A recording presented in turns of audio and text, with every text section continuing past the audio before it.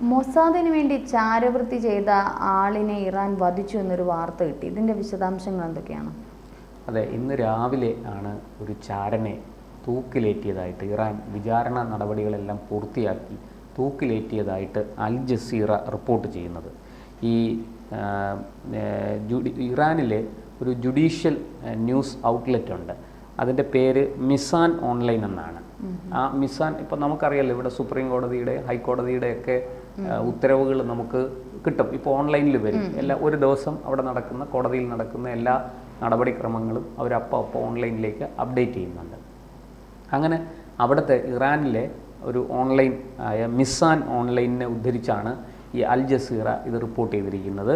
അത് ഇറാൻ സ്വദേശിയായ ഇസ്രായേലിൻ്റെ ചാര ഏജൻസി മൊസാദിന് വേണ്ടി പണിയെടുത്ത മജീദ് അവർക്ക് വിവരങ്ങൾ ചോർത്തി നൽകിയ മജീദ് മൊസയേബി എന്നാണ് അയാളുടെ പേര്. ഇയാൾ എവിടുത്തുകാരനാണ് എന്ന് പറയുന്നില്ല. ഇയാൾ ഇറാൻ സ്വദേശി തന്നെ ആയിരിക്കും. അങ്ങനെയുള്ള ഒരാളിനെയാണ് വിചാരണ നടപടികളെല്ലാം പൂർത്തിയാക്കി ഇന്ന് രാവിലെ തൂക്കിലേറ്റിയതായിട്ട് ഈ അൽ ജസീറ റിപ്പോർട്ട് ചെയ്യുന്നത്. അതായത് അവിടുത്തെ സുപ്രീം കോടതി ഈ ശിക്ഷ സ്ഥിരീകരിച്ചു. അപ്പം വധശിക്ഷ നമ്മളിപ്പോൾ ഇവിടെ കീഴ്ക്കോടതി വധശിക്ഷ വിധിച്ചാലും ഹൈക്കോടതിയാണ് അത് അംഗീകരിക്കേണ്ടത്. പിന്നെ അതിനുശേഷം അപ്പീൽ പോവാം. അപ്പീൽ കടന്ന് പരമോന്നത കോടതി വരെ പോയി ദയാഹർജിയൊക്കെ കൊടുക്കാൻ രാഷ്ട്രപതിക്ക്. ഇവിടെയും അതുപോലെ ചില നടപടിക്രമങ്ങളുണ്ട്. അതങ്ങനെ സുപ്രീം കോടതി വരെ പോയി അത് സ്ഥിരീകരിച്ച ശേഷമാണ് മജീദ് മൊസയേബിയെ എല്ലാ നടപടിക്രമങ്ങളും ക്രിമിനൽ നടപടിയും പൂർത്തിയാക്കി ഇന്ന് രാവിലെ തൂക്കിലേറ്റിയത്. നമുക്കറിയാം, ഏതാണ്ട് ദിവസങ്ങൾക്ക് മുമ്പ് ഇതുപോലെ മറ്റൊരാളിനെ ഇറാൻ തൂക്കിലേറ്റി. അയാൾ 2023 പിടിയിലായതാണ്. മൊസാദിന് വിവരങ്ങൾ ചോർത്തി നൽകി എന്ന കുറ്റം ആരോപിച്ച് അയാൾ തടവിലായി. അയാളുടെ വിചാരണകളെല്ലാം നടന്നുകൊണ്ടിരിക്കുകയായിരുന്നു. ആ വിചാരണ പൂർത്തിയാക്കി വളരെ പെട്ടെന്ന് തന്നെ അയാളെ തൂക്കിലേറ്റുകയായിരുന്നു. അത് ഈ മജീദിൻ്റെ പുറത്ത് ആരോപിച്ചിരിക്കുന്ന കുറ്റം ഇസ്രയേലിൻ്റെ ഈ മൊസാദിന് വേണ്ടിയിട്ട് സൂക്ഷ്മമായ വിവരങ്ങൾ, വളരെ അത്യന്തം രഹസ്യമായ വിവരങ്ങൾ ചോർത്തി നൽകി എന്നാണ്. അതുപോലെ ഈ ജൂൺ 13 നടന്ന ഇസ്രയേലിൻ്റെ ആക്രമണം, അതിനുശേഷം ആണ് ഇറാൻ സംശയമുള്ള ചിലരെ അറസ്റ്റ് ചെയ്തിരുന്നത്. അപ്പോൾ ആ കൂട്ടത്തിലാണ് ഇയാളും അറസ്റ്റിലായത്. ഈ പറയുന്ന മജീദിനെ വളരെ പെട്ടെന്ന് തന്നെ നടപടിക്രമങ്ങൾ പൂർത്തിയാക്കി തൂക്കിലേറ്റുകയായിരുന്നു. ഇത് ഈ മൊസാദിന് ഇങ്ങനെ വിവരങ്ങൾ ചോർത്തി നൽകിയ നിരവധി പേർ ഇറാനിലുണ്ട് എന്ന് ഇപ്പോൾ ഇറാൻ പറയുന്നു. കാരണം അത് ശരിയായിരിക്കണം. ഈ ഇസ്രായേൽ വളരെ കൃത്യമായിട്ട് ഇറാന് നേരെ ആക്രമണം തുടങ്ങിയപ്പോൾ തന്നെ ഇറാൻ്റെ ഉള്ളിൽ നിന്നും ഡ്രോണുകൾ ഉപയോഗിച്ച് തന്ത്രപ്രധാന കേന്ദ്രങ്ങളെ, മിസൈൽ കേന്ദ്രങ്ങളെ, ആണവ കേന്ദ്രങ്ങളെയൊക്കെ ആക്രമിച്ചു. അപ്പോൾ വളരെ നേരത്തെ തന്നെ ഇസ്രായേൽ ഡ്രോണുകൾ, ചെറിയ ചെറിയ വാഹനങ്ങളിൽ ഡ്രോണുകളും സ്ഫോടക വസ്തുക്കളും നേരെ ഇറാനുള്ളിലേക്ക് എത്തിച്ചിരുന്നു. നമുക്കറിയാം, ഇസ്രായേലും ഇറാനുമായിട്ട് വലിയ അകലെ കിടക്കുന്ന രണ്ട് രാജ്യങ്ങളാണ്. ഈ രണ്ട് രാജ്യങ്ങൾക്കും ഇടയിൽ ജോർദാനെന്നും ഈജിപ്തെന്നും പറയുന്ന രണ്ട് രാജ്യങ്ങളുണ്ട്. അതെല്ലാം കടന്നാണ് അവർ ഇറാനിലെത്തിയത്. അപ്പോൾ ഈ വളരെ തന്ത്രപരമായിട്ട് ഇറാൻ്റെ ഉള്ളിൽ നിന്ന് തന്നെ അവർക്ക് കാര്യമായ സഹായം കിട്ടിയിട്ടുണ്ടാകണം.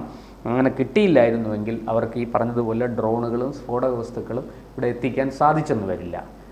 വളരെ കൃത്യമായിട്ട് അവർ ഡ്രോണുകളും സ്ഫോടക വസ്തുക്കളും എത്തിക്കുകയും അത് കൃത്യസമയത്ത് അത് ഉപയോഗിച്ച് ആക്രമണം നടത്തുകയും ചെയ്തു. അപ്പോൾ മിസൈലുകൾ ആദ്യം വരുന്നു. ഇറാൻ മിസൈലുകൾക്ക് പുറകെ പോകുമ്പോൾ അകത്തുനിന്ന് തന്നെ അടി നടക്കുന്നു. ഇതിൻ്റെ വ്യോമ പ്രതിരോധം തകരുന്നു. അതുപോലെ ആണവ കേന്ദ്രങ്ങൾ തകർക്കുന്നു. സൈനിക കമാൻഡർമാരെ വധിക്കുന്നു. സൈനിക മേധാവി തന്നെ കൊല്ലപ്പെട്ടു. അതുപോലെ ഇസ്ലാമിക് ലിബറേഷൻ റവല്യൂഷണറി ആർമി, അതിൻ്റെ കമാൻഡർ കൊല്ലപ്പെടുന്നു. അങ്ങനെ ശരിക്കു പറഞ്ഞാൽ ഇറാൻ ഞെട്ടിത്തരിച്ചുപോയി. അകത്തുനിന്നും പുറത്തുനിന്നും ഒരേ സമയം ആക്രമണം നടക്കുന്നു. ബാഹ്യമായും ആഭ്യന്തരമായും ഇറാനെ ആക്രമിക്കുന്നു. അപ്പോൾ ഇറാനെ സംബന്ധിച്ച് ഇറാൻ്റെ മുഴുവൻ രഹസ്യാന്വേഷണ വിഭാഗവും അവരുടെ മിലിറ്ററി ഇൻ്റലിജൻസ് ഉൾപ്പെടെയുള്ളത് സമ്പൂർണ്ണമായിട്ടും പരാജയം സമ്മതിച്ചു പോയ ഒരു ഒരു സംഭവമാണ് ഈ. ഒരുപക്ഷെ ഇറാൻ അപ്രതീക്ഷിതമായിരിക്കാം ഇസ്രായേലിന്റെ ഒരു ആക്രമണം ഇറാന്റെ നേരെ ഉണ്ടായിരിക്കുന്നത്. അല്ല, പക്ഷേ ഇസ്രായേലും അമേരിക്കയും ഇത് മുൻകൂട്ടി കണ്ട് അതിന് വേണ്ടുന്ന സാഹചര്യങ്ങൾ അവർ ഒരുക്കി ഒരിടത്ത് അതിന്റെ കോപ്പ് എന്താ പറഞ്ഞ അതിന്റെ വേണ്ടുന്ന സാഹചര്യം കോപ്പ് കൂട്ടുകയായിരുന്നു. പക്ഷേ ഇത് ഒരു പക്ഷേ ഇറാൻ ഇത്ര പെട്ടെന്ന് പ്രതീക്ഷിച്ചിട്ടുണ്ടായിരുന്നു. കാരണം ഇസ്രായേൽ ഹമാസുമായിട്ടുള്ള ആ ഒരു യുദ്ധം നടക്കുന്നതിൻ്റെ ഇടയിൽ അടുത്തൊരു ഇറാൻ എന്ന് പറയുന്ന ഇപ്പോൾ ഇസ്രായേലിനോടൊപ്പം തന്നെ നിൽക്കാൻ പറ്റുന്ന ഒരു വൻ ശക്തി തന്നെയാണ് ഇറാൻ. അപ്പോൾ ഇങ്ങോട്ടേക്ക് അടിക്കുമെന്ന് അവർ പ്രതീക്ഷിച്ചിട്ടുണ്ടാകില്ല. അതായിരിക്കും ഒരു പക്ഷേ ഈ രഹസ്യാന്വേഷണ അല്ല, അത് അതിനകത്ത് ഇപ്പോൾ നമുക്കറിയാം ഈ 2023 ഒക്ടോബർ 7 ഹമാസ് ഇസ്രായേലിനോട് ചെയ്തത് എന്താണെന്ന് എല്ലാവർക്കും അറിയാം. ഒരു സംഗീത വിരുന്നിൽ പങ്കെടുത്തുകൊണ്ടിരുന്ന ആൾക്കാരെ ആക്രമിച്ചു, നിരവധി പേരെ അവിടെ വെച്ച് തന്നെ കൊലപ്പെടുത്തി, സ്ത്രീകളെയും കുട്ടികളെയും തട്ടിക്കൊണ്ടുപോയി, സ്ത്രീകളെ ഭീകരമായിട്ട് പീഡിപ്പിച്ചു, കുറേ പേരെ വിട്ടു, കുറേ പേരെ കൊന്നു, കുട്ടികളെയൊക്കെ കൊന്ന് അവരുടെ ജഡമാണ്, മൃതദേഹമാണ് ഇങ്ങോട്ടേക്ക് കൈമാറിയത്. അങ്ങനെ അപ്പോൾ തന്നെ ഇസ്രായേൽ തിരിച്ചടി ആരംഭിച്ചു. ഗാസയിലും മറ്റും കനത്ത തോതിൽ ആക്രമണങ്ങൾ നടന്നു. അവിടെ 50,000-ലധികം ആൾക്കാർ ഈ പാലസ്തീനികൾ കൊല്ലപ്പെട്ടു. അവസാനം പാലസ്തീനുകൾ തന്നെ ഹമാസിനെതിരെ തെരുവിലിറങ്ങുന്ന കാഴ്ചയും നമ്മൾ കണ്ടു. ഈ ഹമാസ് ഉൾപ്പെടെയുള്ളവരെ ആളും അർത്ഥവും ആയുധവും നൽകി പ്രോത്സാഹിപ്പിക്കുന്നത് ഇറാനാണ്.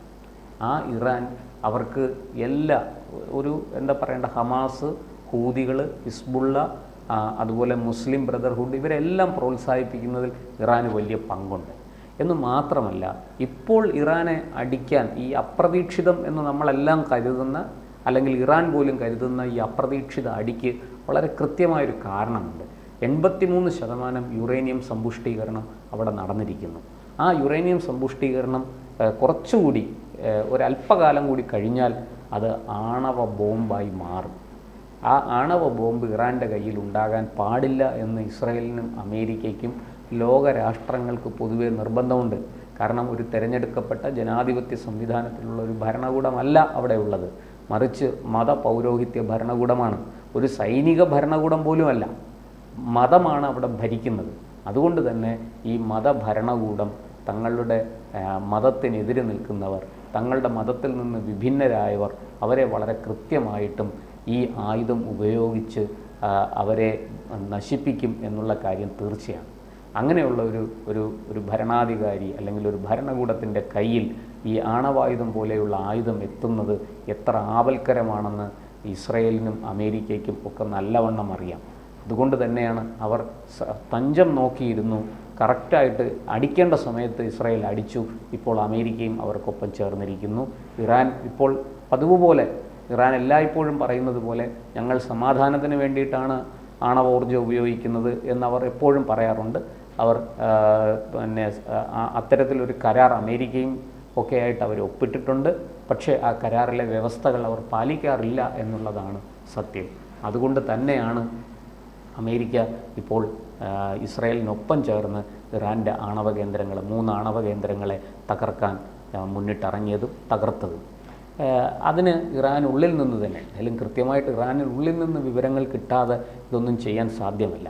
ഈ ആണവശേഖരം എവിടെയൊക്കെ ഉണ്ട് എന്നും അത് എങ്ങനെയൊക്കെയാണെന്നും ഉള്ള വിവരം കൃത്യമായിട്ട് ഇസ്രായേലിന് കിട്ടിയതുകൊണ്ട് തന്നെയാണ് ആദ്യം ഇസ്രായേൽ ആക്രമിച്ചത് നദാൻസ് എന്ന് പറയുന്ന ആണവ കേന്ദ്രമാണ്. അപ്പോൾ അത് സംഭവ്യമാണ്. അത് ഇറാനെ സംബന്ധിച്ചിടത്തോളം അവരുടെ അന്വേഷണം, അവരും വെറുതെ ഇരിക്കില്ലല്ലോ, അവരുടെ അന്വേഷണ ഏജൻസികൾ കൃത്യമായിട്ട് ആരൊക്കെയാണ് വിവരം ചോർത്തി നൽകിയതെന്ന് കണ്ടെത്തിയിരിക്കുന്നു. അറസ്റ്റുകൾ നടക്കുന്നു, അവരെ ശിക്ഷിക്കുന്നു. ഇത് സ്വാഭാവികമാണ്. അതിൽ മറ്റു പ്രത്യേകതകളൊന്നും അതിന് പറയാനില്ല. പക്ഷേ ഇസ്രായേലിനെ സംബന്ധിച്ചിടത്തോളം ഇസ്രായേൽ കിട്ടേണ്ട വിവരങ്ങളെല്ലാം അവർക്ക് കിട്ടി. ഇനി ഇറാൻ ആരെ വധിച്ചാലും ആരെ തൂക്കിക്കൊന്നാലും ഒന്നും അവർക്ക് പ്രശ്നമല്ല. അവർ വളരെ കൃത്യമായിട്ട് കൊടുക്കേണ്ട സമയത്ത് കൊടുക്കേണ്ടതുപോലെ കൊടുത്തിരിക്കും എന്ന് തീർച്ചയാണ്.